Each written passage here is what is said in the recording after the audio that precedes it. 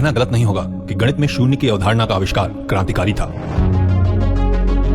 भारत ने अंकों के अलावा शून्य की खोज की। शून्य कहने को तो शून्य है, परंतु शून्य का ही चमत्कार है। यह 1 से 10, 10 से 1000, 1000 से लाख, करोड़ कुछ भी बना सकता है। शून्य की विशेषता है कि इसे किसी संख्या से गुणा करो अथवा भाग दो, फल शून्य ही रहेगा। शून्य की लंबाई, चौड़ाई या गहराई नहीं होती। शून्य के आविष्कार से पहले गणितज्ञों को संख्याओं की गणना करने में दिक्कत होती थी।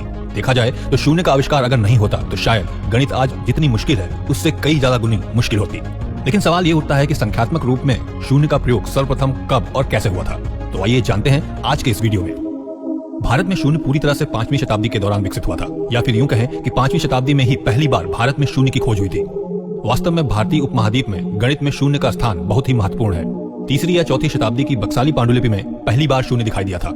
ऐसा कहा जाता है कि 1881 में एक किसान ने पेशावर, जो कि अब पाकिस्तान में है, बक्साली गांव में एक दस्तावेज से जुड़े पाठ को खोद के निकाला था। आपको बता दें, ये काफी जटिल दस्तावेज है, क्योंकि ये सिर्फ दस्तावेज का एक टुकड़ा नहीं बल्कि इसमें बहुत से टुकड़े हैं जो कई शताब्दियों पहले लिखे गए थे। इस बक्साली पांडुलिपि में कई ग्रंथ हैं। इसका सबसे पुराना हिस्सा 224 से 383 ईस्वी का है।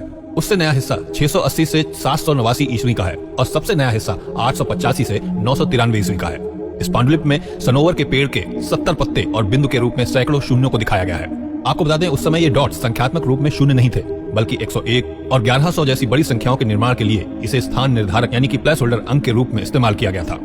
पहले इन दस्तावेजों की सहायता से व्यापारियों को गणना करने में मदद मिलती थी। कुछ और प्राचीन संस्कृतियां हैं जो कि शून्य को स्थान निर्धारक अंक के रूप में इस्तेमाल करती थी, जैसे कि बेबीलोन के लोग शून्य को 2 पत्तों के रूप में इस्तेमाल करते थे और माया संस्कृति के लोगों ने इसे शैल की संख्या के रूप में इस्तेमाल किया था। मित्रों, इसलिए हम कह सकते हैं कि प्राचीन सभ्यताओं को कुछ भी नहीं की अवधारणा पता थी, लेकिन उनके पास ऐसे दर्शाने के लिए कोई प्रतीक नहीं था। ऑक्सफोर्ड यूनिवर्सिटी के अनुसार भारत के ग्वालियर शहर में 9वीं शताब्दी के एक मंदिर के शिलालेख में अनगिनत शून्य को सबसे पुराने रिकॉर्ड के तौर पर माना जाता है। एक भारतीय विद्वान पिंगला ने द्विआधारी संख्या का इस्तेमाल किया और वो पहले उन्होंने जीरो के लिए संस्कृत शब्द का इस्तेमाल किया था। 628 ईस्वी में ब्रह्मगुप्त नामक विद्वान ने पहली बार शून्य और उसके सिद्धांत को परिभाषित किया और इसके लिए एक प्रतीक विकसित किया जो कि संख्याओं के नीचे दिए गए डॉट्स के रूप में था। उन्होंने जोड़ और घटाव के लिए शून्य से संबंधित नियम भी लिखे हैं। इसके बाद महान गणितज्ञ और खगोलवैद आर्यभट्ट ने दशमलव प्रणाली में शून्य का इस्तेमाल किया था। मित्रों, यह स्पष्ट है, शून्य भारत का एक महत्वपूर्ण आविष्कार है जिसने गणित को एक नई दिशा दी और इसे अधिक सरल बना दिया।